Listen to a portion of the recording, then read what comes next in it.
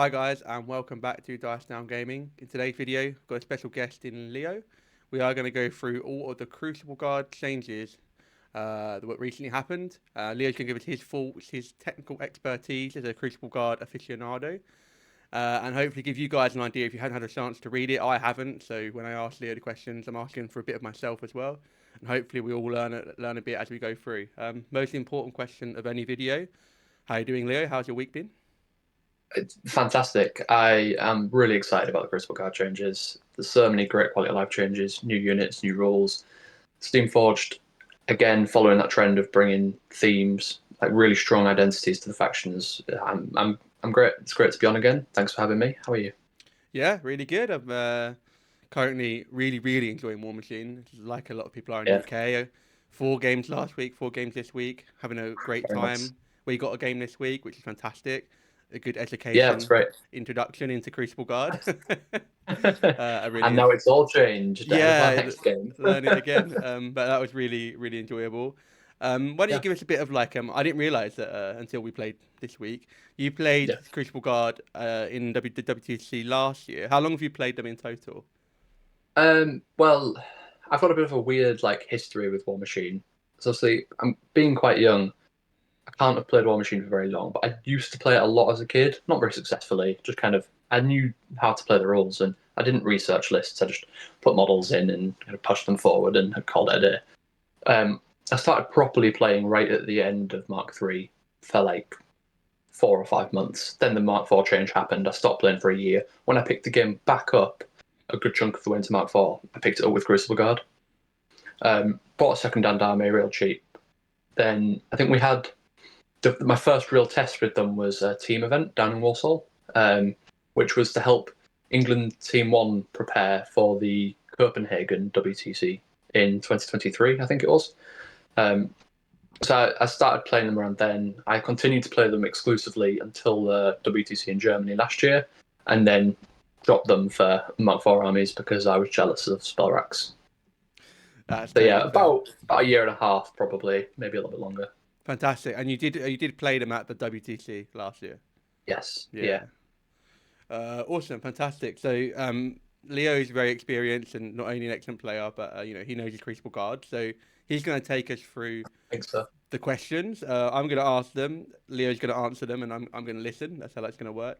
So the first question is going to be around chemical warfare. This is a rule that's popped up on all of the new Crucible Guard leaders. Very fitting given they're alchemical experts, and fire and corrosion is their fang. As per the card, the rule reads: enemy models within this model's control range do not roll to see if continued effects expire. Additionally, when an enemy model takes damage from a continuous effect while in the control area, double the damage. What were your first impressions of the rule? What do you think of it, Leo? Well, obviously, my first impressions were from the Steamforged keynote and Jamie explaining that all casters would be getting this, and I was immediately really excited. I had my skepticisms because prior to the update, we didn't have that many ways to apply continuous effects. The ways that were there were usually reliant on crits, so it was always kind of. But they've added lots of ways into the faction to get that. We've got a way to increase control ranges, so we've been given access to rules that allow us to really maximize that. So yeah, my initial impressions were, it sounds interesting, maybe not the best thing ever. With the other changes that have come out, I think it's a real viable asset as a Crucible Guard player. I don't think that it should warp your list because things like you might you might treat. We'll get there later with the combat alchemists, but combat alchemists can help you distribute the continuous effects, and you might do that to a unit, thinking fantastic, they're in my control range. Its fire's not going to go out, and yet maybe it's dice of 3, dice of 4. You're going to double the damage, probably going to kill some things. Put the fires out, however, still stops it because, as you notice with the rule, it's you don't roll. It's not that they can't expire. So put the fires out still works. Some niche spells like purification still work as well. So it's not. I don't think it's worth building for, but every caster having it is really thematic. It's really nice. It's useful if you can't quite finish a model off, or if you just want to get some kind of chip damage in areas that you can't affect too much. So the notable downside to it though is because it's dependent on control range. some of your casters like Lucas with control of 10, Gearhart with control of 12 aren't going to be leveraging it too well, especially when you're probably going to be applying the continuous effects through ranged firepower, sort of big AoEs on the Vulcan or the Barilla's interceptors. So I think my first thoughts of it have been that like Silvestro is probably going to be the best place to really maximize the rule, because you can make his control range 16, and I think that's going to make a big impact as far as using it. So I'm excited about it. I don't think you should build a list around it, but I think it's a really nice change that adds identity to the faction. Yeah, nice. I think my initial impression was, okay, Corrosion doing 1 instead of 2, nice, but not going to break it. You might get some spikes in fire damage where suddenly you do like 10 instead of 5, maybe, but it's probably not going to, like you say, it's probably not going to dictate how you build a list or how you play your game. Certainly a really nice addition, and it really fits the theme of the Mad Scientist army. Probably the biggest thing for me, is throwing a bunch of corrosion on single wood infantry and knowing it's going to die. Probably one of the most practical uses. Yeah, that's really useful. But I think a great job of putting something that won't, break the back of armies, but does really feel in the theme of the Crucible Guard. Yeah, exactly. Fantastic. So with that in mind, as far as I understand, Crucible Guard have got a few new models. There's a Triumvirate. Triumvirate, yeah. I think that's how I'm pronouncing them. So we've gained the Triumvirate as a character unit. We've gained Gorman 3, who's also playable in Wintercore, Crix, and Storm Legion, I believe. We have lost Gorman 1 and 2, which I understand no one's really playing them anyway. And we also gained Apollo, who is a character like warjack, who is the first release of Mark IV that have a bond. He's bonded to Lucas. He's Lucas's personal pet project, which I thought was really exciting. I was really hoping bonds were going to come back. So I like that. So as I scroll through the app, Apollo is the first one that pops up. So why don't we have a look at Apollo? I'll quickly run through what he's got. Resistant fire and corrosion. That sort of makes sense. He's an arc node. The bond is you can remove D3 damage points if he's in control. I think. Nice. Okay. Yeah. Control range at the start of the activation. Okay, fantastic. Arcane realignment. You can re-roll a spell that you arc through. I think. Yeah, 1 fouled arc attack roll. Oh, but it's not arced through Apollo. It's just that if you're in control, your leader re-rolls 1. Oh, and that's not the bond, so everyone gets that with Apollo. Yes. Very cool. Arcane repeater.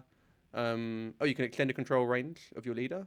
Very useful. Chemical warfare. Which is really useful with chemical warfare. Increasing that range is really good. Nice. And it's got a automatic dart launcher. Crucible Guard get the coolest guns. You got 3 types of shot. You got a direct hit, suffer double vision. I don't know what that rules. -1 to attack rules. Oh, it's a new rule. Okay. A model targeted by a model with double vision gains dodge. Oh, amazing. So you shoot something, it gets double vision. That thing attacks you back, and then you get dodge because that's got double vision. Yeah, it's great. I think it is living only. Yes. So obviously there's counterplay to it, but yeah, the idea is that you see that monstrosity approaching, you hit it with double vision, you're going to drop it to map by 1, and it's rat by 1 because I think it's just attack rolls, and then everything that it attacks gets dodge, which it adds so much jeopardy to that activation. And obviously the big thing that people will notice is that's going to work on the Trichimerax, it's going to work on the Gorger, it's going to work on the Abyssal King. They're all living models. Taking those down to Mat 5 and giving everything their attack dodge is going to be a really powerful tool. As well as in January, know that maybe Matt and Rat are also coming down. Exactly. Okay, well, I really like that rule. I think it's super cool, new, and thematic and fun. I like that. Next one is Putrefaction. Oh, this is the one that they said about shooting sludge breath. This is fun. On a direct hit against acid blast, and when the model is destroyed, it explodes like a sludge trail does. Within 2 inches, a power 12 corrosion roll and a corrosion effect. Very cool. This is the one that you're threatening to explode my Gorger with on Discord. One day I'll kill someone's Colossal with that effect applied, and it's going to be glorious. I like that. And then in the third shot, a natural hit, the model loses resistant cold, corrosion, electricity, and fire. Very good if you want to apply your continuous effects. Exactly. and an armor piercing attack. Armor piercing special attack. So you can do it Yeah, once yeah. and then power 11s. Really cool. So 11 Yes. points, not too expensive. Uh, 26 boxes and armor 17. So sort of like in the light warjack range, but maybe Mhm. easy to kill. What do you think of Apollo? I think Apollo's fantastic, but I think you've got to have a real strong game plan for him because from my experience, I played a few games with him now. I've written some lists. I've thought about it quite a lot. The first thing you'll notice straight away is that both Acid Blast and his hallucination shot type to apply double vision both specify living only. So immediately there's a huge against like Crix, Dusk, kind of more warjack focused factions. He's pretty terrible against Infernals, Dark Operations, Old Umbre, Bramblewood Marauders, all factions where he's going to get so much value. So that was kind of my first thoughts. But then also his special rules are really interesting. So I'll just mention the bond quickly. At face value, the bond looks kind of pointless. You heal Lucas for D3, start his activation if Apollo's in control. But Lucas has a mechanic where he gains arcane attack and arc stats depending on how many tokens he's got. Used to be called juice tokens, have now changed that to elixir. And those tokens can damage him if he gets overloaded. So Apollo constantly kind of keeping that down. You might hurt yourself by 3 points in turn 3. At the start of turn 4, you may heal it back. There are other ways to heal, but this is a nice way to not have to worry about those. And as long as Apollo's on the table, you can keep him steady. So I like that. It's thematic and it's cool. I really like that he's an arc node. It brings excellent utility to several casters. Again, mainly Lucas, but also Sylvestra. And with that reroll with Sylvestra and the feat, you can get great crit chances on Stygian Abyss to apply blind. So that's awesome. The reroll's obviously great for Lucas as well because he's going to be casting Force Hammers and Disintegrations. The extended control is personally, I think, the biggest rule for him. With Lucas, it's okay. It allows you to place your clouds a little bit further away. That's kind of the main effect there. But with Gearheart, it means that you're moving your prey token around during feat turn with affecting models within 14 inches, not 12. It keeps them a lot safer, allows you to reach a little bit deeper. With Sylvestra, it's allowing you to purify bigger distances. It's allowing you to affect more of your army with his feat for signs of importance. And again, in all of these cases, it's also allowing you to spread that chemical warfare rule from a safer position or to spread it deeper. So I think that's excellent. And then the Dart Launcher, which is kind of the main thing. Like I said, it's not fantastic against non-living armies, so it's kind of situational. But double vision when it matters is excellent in my experience so far. I played a game earlier today against Dark Operations, and he just sat on a flank with Sniper from Gearheart at range 15, just boosting hit rolls 3 times into 3 monstrosities, and just really, really lowering their efficiency because you get to this awkward place where even with a 6 or a 7 needed to hit, you're like, okay, I kind of have to boost now because of the dodge. So it's great. And then my personal favourite part of the kit is the Acid Blast. Loads of matchups where it's great. It's going to be great into those living armies, especially when you're seeing living models with kind of reasonable armor values, also corroding those models as well. So into that Marauder crew, hit one guy, you maybe send in a containment operative to kill the guy you've hit with the Acid Blast. Everybody else is going to take a power 12. You're going to kill some of them, maybe not all of them. Thought some may tough, but again, they're all going to be corroded now. That may not go out because of your extended control. So there's some great synergy there. Something that did come up earlier is that you can chain these as well. So if you can apply Acid Blast to a model that's within 2 inches of another model with Acid Blast, that's within 2 inches of another model with Acid Blast, I don't see any reason why you can't kill the first one, have it explode, move over, explode, move over, explode. Which, again, how often is that going to come up? Not very often, but I thought that was cool. So, yeah, I think Apollo is fantastic, but I think you've got to have a strong game plan for him. I think you need to know what armies you intend to build the list for. I think he's going to see play with lots of casters. I think the 3 I've mentioned primarily. There's some arguments maybe with McKay, maybe with Bennett. There's every caster I think could play Apollo, but you have to know why you're taking him. You know you're going to need to want the out node. You're going to know that you're getting value out of the gun. So yeah, I think he's great, but situational.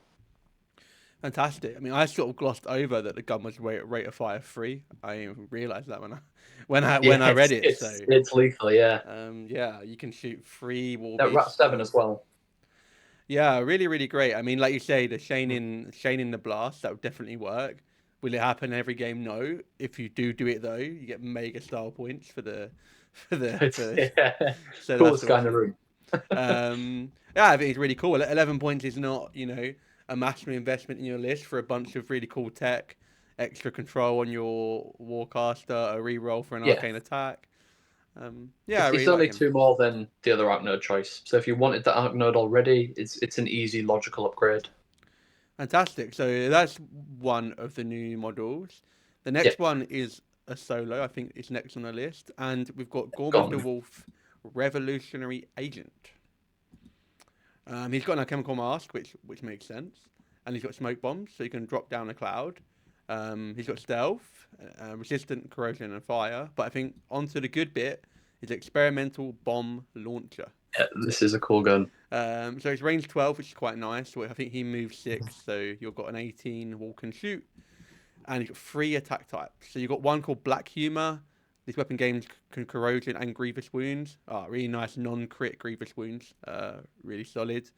And corrosion. So you've got an AoE 2 gun, which is going to put corrosion out for you. Experimental warhead. An AoE gun that is going to put fire. Oh, and corrosion. Lovely. Hmm. Um, and then you've also got some spontaneous combustion. On a direct hit, add an additional die to this weapon's damage roll. The model's hit is suffering continuous effect. Oh, okay, nice. Had 2 die if your model is suffering 2 different things. Oh, okay. So Yeah, you're a weapon really input the master. damage. Weapon master if you've got 1 continuous effect. You're a boosted weapon master if they've got 2 continuous effects. Exactly. Very, very cool when he's got a Mat 5 Power 9 gun. It's only 3 points, which is not exactly a massive Yeah, investment. A really nice way to get some continuous effects out there. What do you think of the new yeah. woman? I like him. I think again, like Apollo, you really need to know what you're doing with him. But I think he's got some great tech. The Grievous Wounds is naturally like there's so many lists at the minute in the meta where having just a little bit of Grievous Wounds is really really nice. The main thing for me is that experimental warhead. So you'll notice as well, it's not models directly hit; it's just models hit. So auto applying fire and corrosion to any model you want is fantastic. That third attack type he has is in a few other places in the army now. It's on, I think, 2 other units. So having a model that can set that up, automatically hit the fire and the corrosion, to then allow another model to go in and benefit from the continuous effects on that model is fantastic. Obviously, that also synergizes well with alchemical warfare. I think one thing you missed just on that last attack type there is, as awesome as it is to gain 2 additional die damage, you do then remove the continuous effects after that attack's resolved, which I think it's a really clever choice from the design team over at Steamforged, because I think that rule could feel really really oppressive without that. I think that's a really nice way of balancing it, so you can set up this really dangerous attack, but you're going to have to hit it with those continuous effects first and then deliver the attack, and you can't do it more than once. So you can't send in a unit with 3 attacks that can all do that and keep doing those 4 dice damage. So I think Gorman's great. I think his rules are really enticing. I think he's balanced nicely. I think like that gun's fantastic, but he's only at 6, so you're not hitting super reliably. I think for 3 points he's great, but I think he's going to be prevalent in those lists where you're trying to maximize the chemical damage. Yeah, I really like that. I did. Yeah, you're right. I didn't even realize that the effects expire, and it's almost like you get to use your continuous effect as like a resource. Then, right? Do you want to keep them on and get the 2 damage and the double fire roll, or do you want to expend them and get the extra damage dice? Mhm. Extra dice damage dice. So very, very cool. So I believe it's then just the unit Triumvirate, or am I missing anything else new? No, that's it. Right, let's scroll down to units. Oh my These god. are these are complicated. These are very complicated. The Triumvirate. There you go. So, okay, there's lots of rules. We'll start Yeah, with Mary. yeah. Just as a flat thing, I'm not going to say it anymore. They've all got alchemical mask and they're all continuous, resistant fire and corrosion. They've got the same spells as well, just to save you time before you read them all. They've Excellent. all got the same 3 spells. Cool. Let's start with Ice Cage. Iconic spell. Range 10. You're -2 death unless you have resistant cold. And if you get ice cage twice, you become stationary. That's pretty cool. It's range 10. That is notably a change from prior to this update. It used to be 3 times to get stationary. Now it's 2. Has ice cage changed across the board? No, but that's been reported in Steamforged rules forum, and we're all assuming that that's going to be changed. For I think it's only like Legion of Everblight and Old Kador that also has it, but presumably, yeah, it'll be changed across the board. And I don't think anybody else is going to be complaining that ice witches are a little bit better at ice caging people. So I don't think it's going to upset the meta. I think that's fair. Okay, cool. So a nice way to spread death debuff to hit stuff. If not, Yeah, you can target something and make them stationary.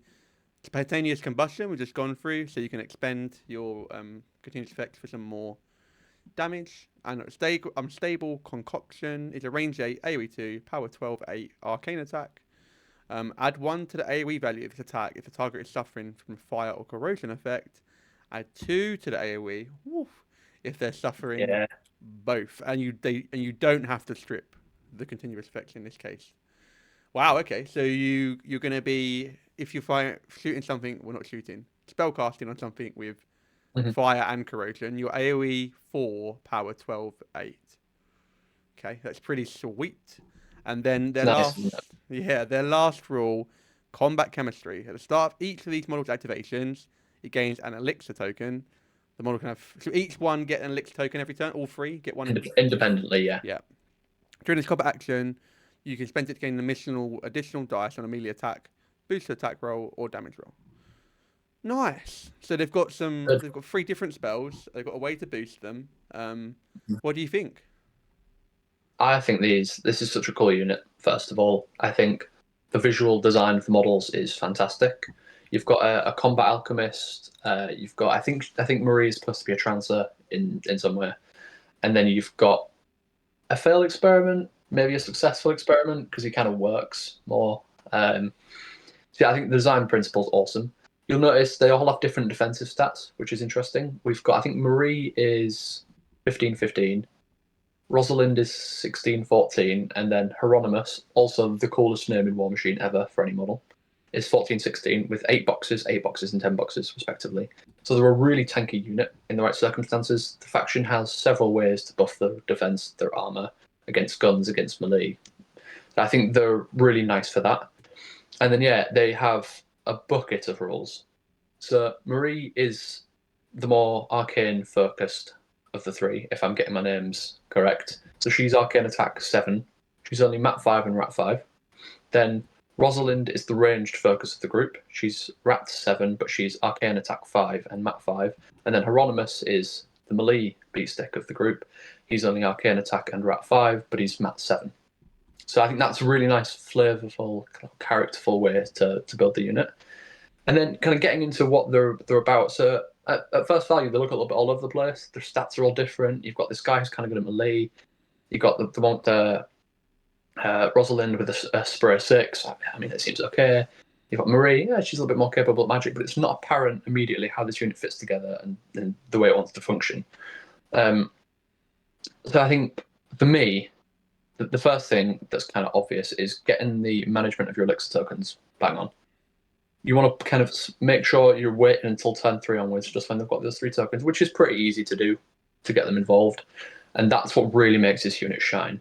So my experience and kind of the way I like to do things with these guys is this can be even better if you're using models like Gorman to set up the auto continuous fire and continuous corrosion for those massive AoEs. I like Lucas and Gearhart just for that threat extension. Makes them threat 13 from Hieronymus because he's speed 6 melee 2. So what I've been liking is applying a debuff to an enemy warjack, warbeast, model unit, whatever it is, sending Hieronymus in at power 16, maybe power 18 with the damage buff from Alejandro Mosby, and he hits like a warjack at that point because he's Mat 7, potentially power 18 without too much effort, but he can of course buy 3 attacks with his elixir tokens. So you've got this model that just hits really, really hard. He's going to probably not kill a warbeast or a warjack, but he's going to get quite close, which I think is great. You've then got Rosalind, who's I think she's a power 10 blessed melee attack. She's only at 5, so it's not fantastic, but she's not there for that. She for me is the least. I think she's my least favorite, but she's going to get in. She's still going to deliver a nice spray. Again, in that Dark Ops game I played earlier, she got into a nice position and just boosted with all 3 elixir tokens for spray. It's just great use. And then you've got Marie, who's more magically orientated. I'm kind of picturing you going with Hieronymus, kind of doing melee attacks. He's going to be buying attacks. Rosalind might be putting in a kind of technical spray to remove a solo. And then Marie is kind of combining with models like Gorman to launch those AoE 4 like carpet bomb style attacks into the back lines. So I think they're going to take some getting used to. I certainly don't feel like I have a really good grasp on exactly how to use the unit, but I think they're going to be seen quite a lot. I think they've got some great capabilities. They've got great defensive stats. I think they're the kind of unit that can kind of run and control a flank on their own. I think a lot of the time you're going to be using their spells once they've charged something just to get that threat range because their spells are only range 8. But I could also see a world where you just kind of don't want to use all my elixir tokens. I'm going to put something like Iron Flesh on them with a Lucas. I'm going to put them just over here on the flank. I'm going to launch some spells over. Then I'm kind of bide my time. So yeah, I think they're really characterful. I think they're really, really well designed. I think they're thematically delightful, to be honest. I think anyone who's a historic Crucible Guard fan can get these models printed up at home and just absolutely love painting them. They're really characterful, really nice models, and I think they're going to fit into a lot of lists in a very nice way. Yeah, fantastic. Thank you. That was a really good breakdown. I really like that they've taken sort of 3 aspects of the army, like the Ascendant, the failed Yeah, experiment, and sort of made them into their own unit. And having each model's got slightly different stats, they're better at one thing than the other. I really like you said, I think maybe you'll have to use them a few times. Just reading their rules. There's a lot going on for every yeah. model. There's so much to explain and to kind of get used to, and they're going to be a unit where every game you might have a slightly different use for them. Like for me, the most obvious thing is you go in with Hieronymus, you do the damage, and then you use the tech from the other 2. But there's going to be so many situations. Maybe you just want to play a slightly slower paced game. You want to slow the tempo of the game down, and you go, you know what? I'm going to use my Arcane Attack 7 model to boost an Ice Cage in, and then the next one that boosts an Ice Cage is effectively Arcane Attack 7 because of the Def debuff. Boom, that's your Bison stationary, and that sort of thing. And that's going to combine with the Shadow Bind and the Blinding and the Faction. It's going to put a stress alongside Chemical Warfare with the Put the Fires Out card if people even have it. And I think it's really allowing Crucible Guard to play this slow-paced game where I can just keep applying effects to models. And in our game recently, the shadow binding models that can't shake it over and over and over again is really difficult. And I think these are going to add to that style as well. So I don't think they're just, you're not just flinging them off into the melee and letting them hit stuff. Not for a 10-point unit. No, But I think you can adapt to the yeah, situation really nicely. you've got that really nice versatility of I can look at Ice Cage if you want to, and then when you get deeper into the game and they're full of elixirs, they're sort of the world's your oyster, right? Yeah, yeah, exactly. A few other little things about them I didn't mention. All of their melee weapons are magical, which is quite nice. I think that's quite useful.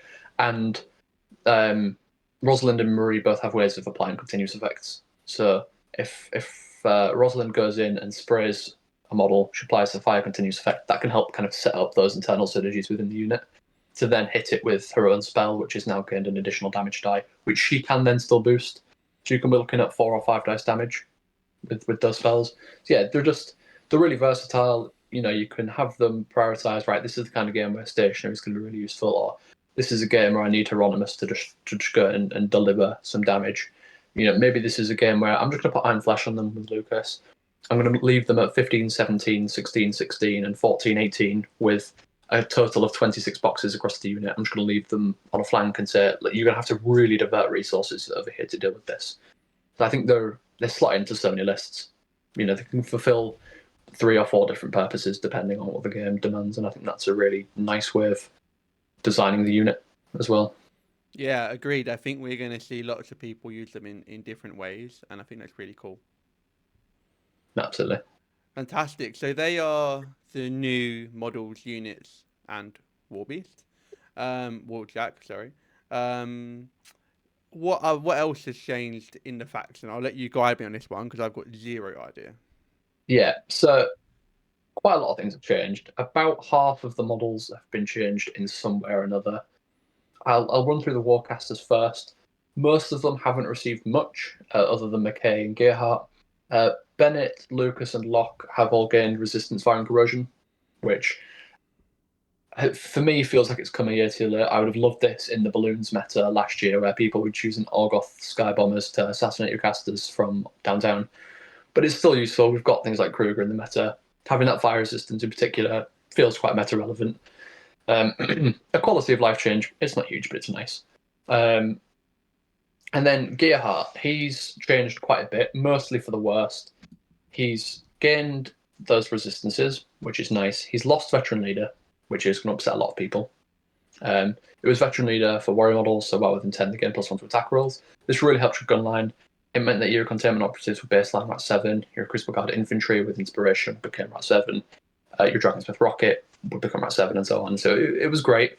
But overall, I think I'm happy with this going, because my concern, I started picking up Crucible Guard again just before this rules update. My concern then was when I'm writing lists, I have these 6 casters, 6 wonderfully themed casters, and you kind of just go, well, Gearhart's always in the pair because he's just the best. And then for me, it was kind of Lucas feels the second best, and that was it. I think him losing Veteran Leader kind of brings Sylvester, Bennett, McKay back into the fray. It makes them feel more relevant. So overall, I'm not too upset about that. His spray dropped from spray 10 to spray 8, which is, as Steamforge mentioned in the keynote, sprays are going to be reduced in range across the board. I don't mind this. Of all of his guns, it's the one I probably use the least anyway, because you'd only ever use his spray if you needed the spray. The crit freeze isn't as good as the Shadowbind option he's got. If you want a high power gun, you're picking the Acid Cannon AoE, or you're picking the Momentum gun at power 15. So again, I don't mind that. And I think he used to have straight corrosion, continuous corrosion on his Acid gun as well. I think now it's just crit. So overall, mostly nerfs to Gearhart, but I think for me, I think I'm happy with it because I think it brings the rest of the casters in line a little bit more. McKay is the next one, and all of these changes apply to the Rayless Interceptors as well, so kind of cover 2 in 1 here. So McKay and the Strains have gained Cavalry, which is it's not the best thing in the world, but combined with the fact they've got Ram on the melee attacks, which pushes an enemy model an inch and knocks them down, Mat 6 Cavalry charges is now decent, so it's a nice quality of life change. The Frost sprays, Spray 10 Frost guns, have gained Ice Cage. They have 2 Frost guns each. So now with Ice Cage's change, each train can stationary model by themselves, presuming they hit both sprays, which I think is fantastic. The main gun is now automatic continuous effects instead of crit effects, which is combining with those chemical warfare rules and those concoction rules on the Triumvirate and things to allow you to just dish out those continuous effects much more reliably. These are AoE 3 guns on the main cannons, so it's a big area. And then the best change that lots of people can be excited by, the Rams at the front of the trains have gained the shield rule. So +2 armor on all of them, taking them all to armor 21, which allows McKay to be a little bit bolder on feet 10. She's got control of 12, and while within her control, so everyone within her control on your side gains magical weapons and run and gun, if I remember correctly. All enemy models in her control that are being attacked by your constructs, you gain an additional die against them, if that makes sense. Trying to get those enemy models within 12 inches of her so that your constructs would gain this additional die was really risky, especially for a battle engine caster. But now with Apollo, you could look at extending that control to 14. With that shield, you can look at being a little bit more bold. Maybe you're just going to cast mobility and you're going to camp 3. Maybe you're going to camp 4 with Lucky Penny. Maybe you're just going to upkeep failsafe and you're going to really camp, help out with the run output. But I think you can really leverage her feet now. So I think she's potentially worth more of a consideration. So yeah, I think those are the changes to the casters, which I think are nice quality of life changes mostly. I think McKay's been brought up a little bit. I don't know that she's going to be in every pairing, but I think she's maybe viable now. Gearhart's been brought down a little bit, so I think a little bit more kind of internal balance really from those changes. Fantastic. Right. So that's a couple of Warcasters. Has any other, and McKay, you said that covers also the Rayless Interceptors have changed. Yeah, all the changes are the same. Yeah. Any other big changes unit-wise? Right. So the Warjacks, there's some mentions here. The Torah and the Vanguard picked up resistances, which is fine. Vanguard gained Anchor, which, while base to base with friendly warrior models, prevents knockdown, which it's fine. I still don't picture it getting into many lists because at the end of the day, you're still just paying 9 points for a shield guard. The shield guard now has Anchor, and it's fairly awkward to remove with a shield and set defense, but it's 9 points for a model I don't think fulfills a role that we really need. And when you're 1 point away from our Torah, it's kind of hard to justify. No changes to the Liberator, no changes to the Vulcan. People will be happy to know. Retaliator, small change. It lost Grievous Wounds as a shot type, but it gained Withering Humour, which is relevant when we get to the Dragon's Breath Rocket, which has been altered quite significantly. Vindicator, small change on the blast pow damage being increased from 8 to 9. The Suppressor, however, has changed quite a lot. So one of the shot types is Ice Cage. Again, that's in line with all the other changes. 2 hits instead of 1 instead of 3 required there. The Ice Cage and Rust shot types it have lost the clause that was previously there that prevented those shot types from doing damage. So in the past, you went either, I can Ice Cage but do no damage, I could Rust but do no damage, or I Incendiary, and I don't get any fun debuff, but at least I can do damage. Those clauses have been removed, so you do damage across the board, which is a fantastic quality of life change for the Suppressor. It's gained both barrels, which I think it used to have in Mark III, which allows you to do a single power 16 spray. If you're, maybe attacking Construct and you can apply Rust with that, now you're looking at power 18, which is nice. And small other change, its melee weapons, I believe, have gone up in power. I'm pretty sure they used to be 14, they're now 15. It means that with the right buffs in place, you're not hitting like a proper heavy warjack, but you're not so terrible. So that's a nice change there. Solos we can basically skirt on by, except the Dragon's Breath Rocket. There's a few changes. Gorman 1 and 2 have gone. Hutchuk's dropped in points. For the most part, nothing else has changed. But you'll catch there with what I just said. I was talking about solos, and he's talking about the Dragon's Breath Rocket. Like, what's that about? Was that not a unit? It was. It was a 3-man unit. You had 2 grunts, and you had the weapon crew. The grunts are now gone. It's a solo now, which I understand. It's brought in line with the Mark IV experience. The Kador Mortar is a single model. The Storm Tower's Insignia. So that's fine. It makes sense. Its speed has increased from 3 to 4, which compensates a little bit for the loss in threat range via unit placement. You've gone from about 4 inches to dropping all the way down from, losing 4 with the placement, but you've kind of gained 1. So you're only losing 3, so it doesn't hurt so bad. Obviously, it's lost the ability to take up, which for me is the biggest thing, because I often find that the role that my Dragon's Breath Rocket is fulfilling is generally to help me clear out the kind of pieces that are coming forward and sitting on objectives. I'm not trying to hit the back line, so I don't mind the loss in threat range, but losing the grunts and the take up hurts a little bit. It has gained some boxes. It's also now a 5-box solo, which is fine. Points is the same, so it's definitely a nerf. It's a thing I know a lot of people aren't happy about, but I understand it. It was quite oppressive. With Gearheart, you could get it to threat something like 24 inches. It was a bit much for a weapon crew, and now it's in line with the rest that are in Mark IV, so that's fine. And like I said earlier, with the Retaliator, that's kind of compensated by the Retaliator gaining that Withering Humour shot type on its spray, which debuffs, I should mention, armor on living and undead models that don't ignore gas effects, and also they lose tough. Nice. So, not a change most people are happy about, but that's about it for solos. Mostly the same there. And then units. So I'll finish with Combat Alchemists because they're the biggest change. They've been pretty much entirely reworked. Some other notable changes is all the medium base have gained 3 boxes. So the Assault Troopers have gone from 5 to 8, which is doesn't feel super relevant on them specifically. They're pretty high armored against guns, so you weren't really getting shot off. In melee, they're only armor 16, so it still feels like probably dying to an average charge, but it's nice, the situations where it comes up. They're having increased from 7 to 8 points as well on Assault Troopers, which I understand because they're a really, really good unit. Same for the Stormtroopers, not that people really took them anywhere. I think they're potentially viable. Maybe we'll see them more now, I'm not sure. On the field experiments, though, that's where for me it feels really, really relevant. Before they were 13-15 with Impervious, Tough, and 5 boxes, which Impervious is great. Defense 13 is pretty good. Armor 15 with Impervious, though. An average sort of power 12 charge on a good day still kills you. Any buff applied to a unit, and you start looking at power 14, power 15 charges, and you're still getting a one-shot every time. That's changed now. So I was talking about the Infernals matchup with Dean, another UK player, after we played it the other day. And I got thinking, like, Dark Sentinels in the past, because I played him before the update as well, the unit of Dark Sentinels goes in, maybe with Black Spot from Zataroth, and they just kill the unit. Straight outright, super easy. Now, if they're going in at Mat 8, Power 15, without buffs, it effectively doubles the number of units that have to be committed just because you've gained 3 boxes. So it seems like such a small change, but it's really huge, especially when you start applying Iron Flesh. So I'm really, really happy about that. That's one of my personal favourite changes. A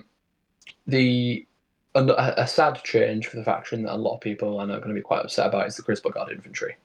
So the Crucible Guard infantry have lost their shot types, which is massive because one of their shot types used to be a fire shot type where it was continuous fire, but the weapon itself gained the fire damage type, which interacted with oil on the retaliator to give you boosted damage rolls. It meant that you could apply oil to a colossal. Gearheart would feat on it. You'd apply rust or withering humour, depending on what kind of colossal it was. And then you'd go in with your Crucible Guard infantry with like power 17 boosted damage rolls. And you'd delete your colossal from the table. It was silly. I think I'm glad that they've lost the shot types.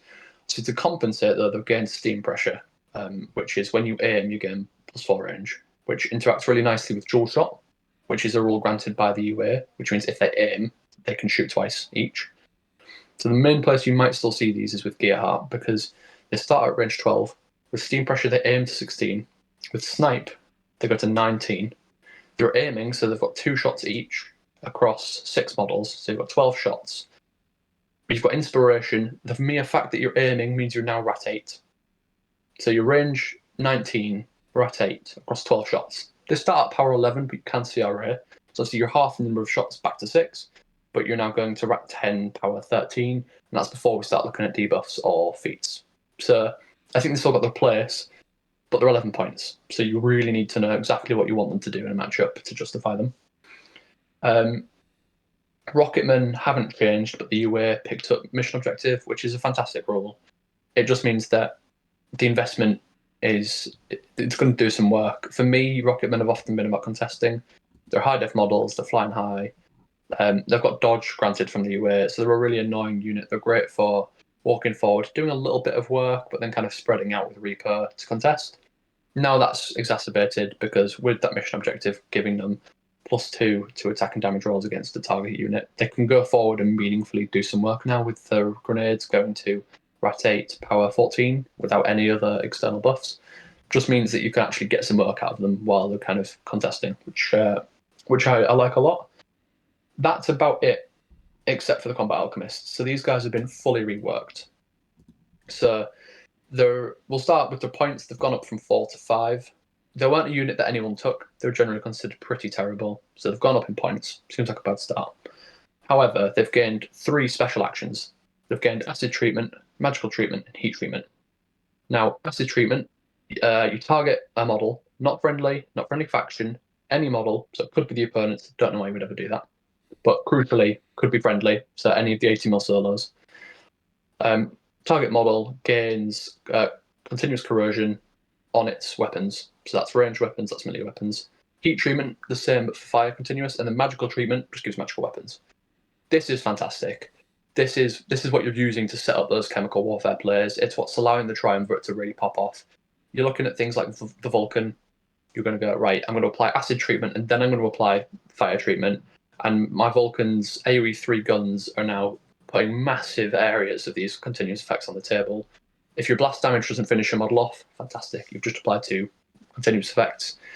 It's great. You can put it on Invictus, his AoE. You could put it on Aberration, so you could have sprays that shadow bind acid and fire. Awesome. The magical weapons is also situationally useful. Crucible Guard generally had quite a lot of those, but it's still nice to gain. So this is massive for the unit. It gives them a real sense of purpose. It's thematically appropriate. They're called combat alchemists. They're now alchemists that are designed for combat. They're there on the fly, providing buffs and support in a thematically appropriate way to the army. It, again, helps with that identity. I think it's thematic, and I think it's going to allow people to really take these models now. And the other small change is their grenades range have increased from 6 to 8, and they've gained the same rule that the Triumvirate have, where you gain additional die damage depending on the number of continuous effects. So this is a fantastic change. Again, it's not going to be every game. You're going to really want to plan for what you're doing with those treatments. You're going to really, I think, again, it's going to be Sylvester, where you're looking at this big control range of 16 inches. You're going to set lots of models on fire. You're going to corrode lots of models, and it's going to be part of your game plan. And this unit really, really helps in it. They've still got quite a good stat line. They've got smoke bombs still. They've still got AD, so they've got lots of nice rules in there, but they've got a real strong sense of purpose within an army now. You know why you're taking them instead of just taking this kind of awkward 4-point clunky unit that kind of can smoke bomb but doesn't really do it so successfully because they don't have access to Reaper. You know, they could kind of deal some damage with the grenades, but they're only range 6, so not particularly.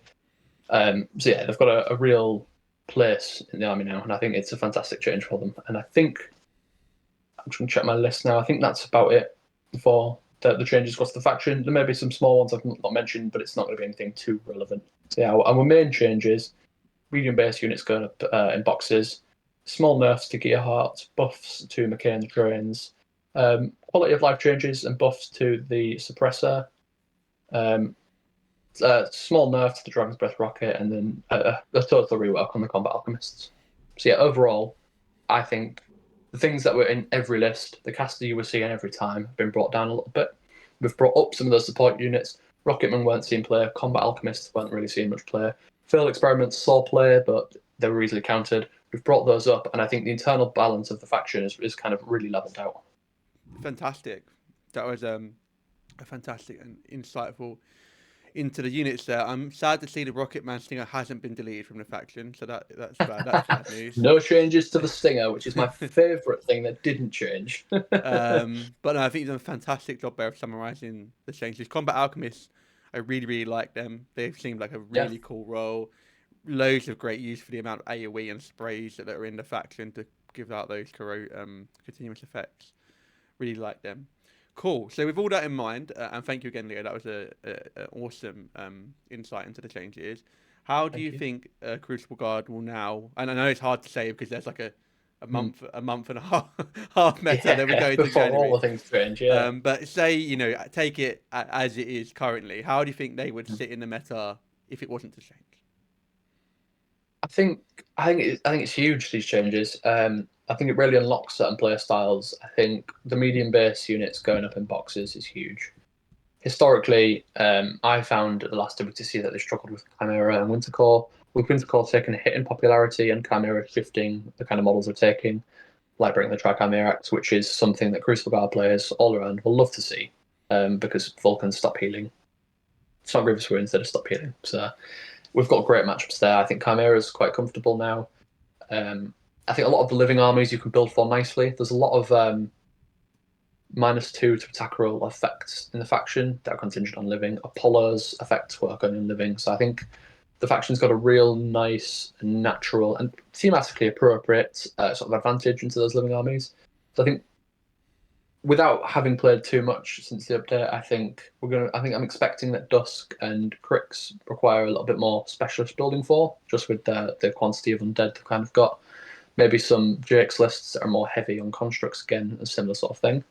But I think they've got a nice spot in the meta. I think they're going to cause lots of people problems. I think they've got lots of sort of issues they can present that aren't very common in the way that the rules interact. I think Lucas is going to be quite popular these days. I think he's great. Force Hammer in those sorts of quantities where you can be doing sort of 2 to 3 in the later game. That's not a thing that people are really teching for, so I think that he's going to be great. I think Gearhart's still very, very playable. He's been turned down. I don't think he's bad. I think he's still fantastic. He's got loads of great matchups. But I think Gearhart being brought down kind of brings him in line with Lucas, and I think Sylvestros sort of floats around there as well. I think he's got great options with chemical warfare and those newer effects. I think he's going to run Drains really nicely. I think he's going to run a Vulcan really nicely. You're looking at Combat Alchemists with him. You've got Revive and his feet heals, which is much more relevant when you're medium base infantry or 8 boxes. So, say 2 of your failed experiments have died, but the third one hung on in there because he's got 8 boxes. You revive your 2 failed experiments. At the start of their activation, they heal D3 each. And then anytime under his feet, you kill a model, they could heal another D3 each. So I think there's some really nice tech there. I think he's going to see some play. I think McKay is. I think she's playable now. I think there's going to be lists where she works. I think you have to look at her as a super solo with a feat because her spell list isn't fantastic. She's still liable to assassinations, but with armor 21 and 30 boxes, she's much more robust now. Those extra 2 armor make a big difference. I expect we'll see a little bit more of McKay in the meta. Locke is my personal kind of saddest part of this update. I played her in the previous WTC because she was the only real answer, in my opinion, to like the double Wyvern meta that we used to see back then with sort of Kyrax. She's gained those resistances to fire and corrosion like everybody else, but I just think the changes to everybody else means that she's not really going to see much play at all. I think her feat still doesn't really function in the meta. It does remove upkeeps, but now that Sylvestra to me feels like a more viable option. He was always good, but again, Gearhart and Lucas always took precedent. I don't think you're going to see Locke because you've got other ways to remove upkeeps, which is one of her signature things. The threat ranges is nice, but I think that currently, before the reduction in lethality we're expecting to see from Steamforged, defenses and armors are still quite high, and Locke just doesn't bring max fixing, and all of the Tauras and her warjacks are max 6, and that's for me her main issue. She can kill a colossal nicely, she can peace trade nicely, but you come up against a Def 13 Malefactor, doesn't matter what power your Tauros is, 50-50 chance whether you hit, and I think that's her issue at the minute. So I don't expect we'll see too much of McKay. And then Bennett's the last one. I think we'll see some Bennett. Windstorm's still a great rule. Firepower is a great rule. She supports some of the new pieces nicely. She's going to probably work quite nicely with Apollo.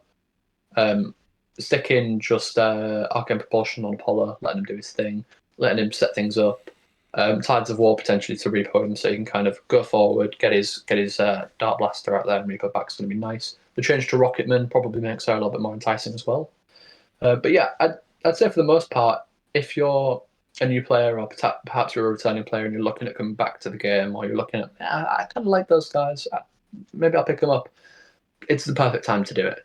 We've not got the January update yet, so some things are still in question. I'm expecting we may still see some nerfs just to bring us in line.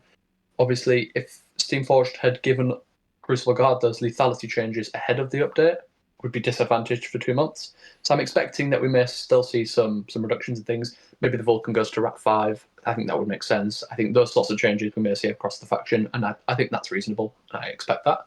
So be aware of that. But if you're a new player, now's the time. You've got a couple of months before the big update to really just get to grips with the faction, get to understanding your mechanics, understanding how you want to play with chemical warfare, understanding how you can set up those spontaneous combustion sort of players with the Triumvirate, understanding the ways you can def stack nicely by applying double vision, by applying some of your debuffs in the faction, without worrying too much about trying to plan for the meta because it's all going to change soon. I think the theme and identity of the faction is stronger than ever. In previous years where I played them, it felt a lot like Signar. Like, you were a gun line, you had some options for range defense, you had some options for melee, but you were primarily a gun line. Your only difference was we debuff more than Signar, we have Withering Cube and Rust, but that's what, to me, felt like the main difference. Now it feels really distinct. You've got rules that feel really thematic. The whole mad science element has been brought in stronger than ever. You've got a new unit with this elixir mechanic. You've got the chemical warfare, you've got the ways to set people on fire, you've got ways to utilize those, you've got all of these shadowbind, blind, stationary kind of ways to control the game. You've got identity, you've got beautiful models. They're coming out on My Mini Factory for 3D print owners. The command starter's out, the trains are out McKay. The Vulcan is the first colossal to be brought to My Mini Factory, so if you've got a 3D printer and you're looking at the army, I think it's the perfect time. You can have some great fun, some great themes in the army. Any of the casters is really viable. I think pretty much any of the Warjackson units are viable. So if you're looking at the trains and you're going, that's what I wanted to play, now's the time. Trains have dropped from 13 to 12 points. They've gained a bunch of rules.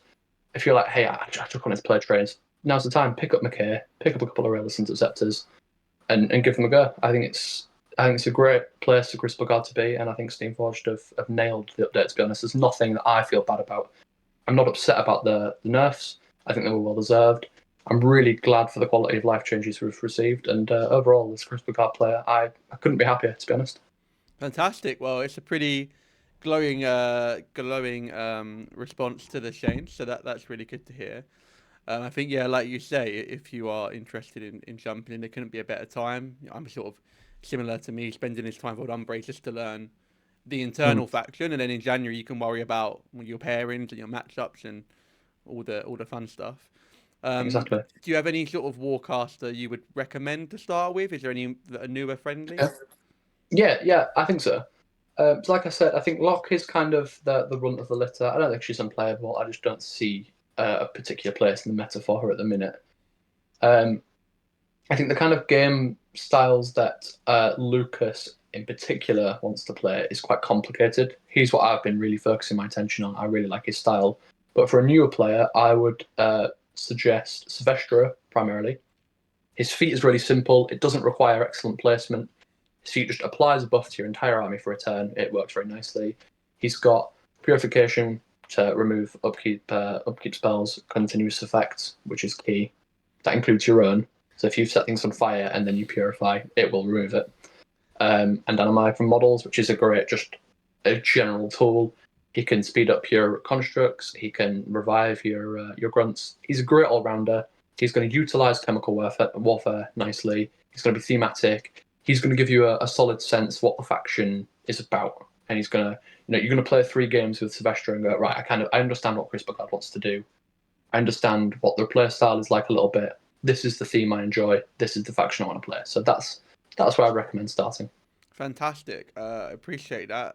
If anyone's thinking about jumping in, please do. We'll probably wrap it up there. Is there anything you'd like to plug? Anything you've got going on, Leo, you'd like to speak about? No, honestly, not at the minute. No, I've not got any big events planned. Obviously, we've got a lot in the UK next year that I'm really looking forward to going to, but I've not planned anything. I've not really got anything coming up until sort of after the update, really in January. Um, so no, nothing extra from me. Anyone in the UK space, we've got a new committee there. Look out on the Discord if you're not in there already. We've got applications captains to WTC coming up, so that'll be a great thing. And again, anyone who's not in our Discord, feel more than free to join it. It's a great space for the English community. And anyone who has any Crucible Guard questions, feel free to reach out to me. I'm happy to discuss the faction anytime. We're going to write lists. We can chat about ideas. I'm always up for it. Fantastic. Thank you, Leo. We'll call it there. Thank you for your time today. It's been very insightful and very informative, so I'm massively grateful. Thank you to anyone who's got this far in the It's been a video. pleasure. Thanks for having me on. You're very welcome. So thank you, Leo. Thank you for anyone watching. And until the next one, guys, I'll see you very soon. Bye.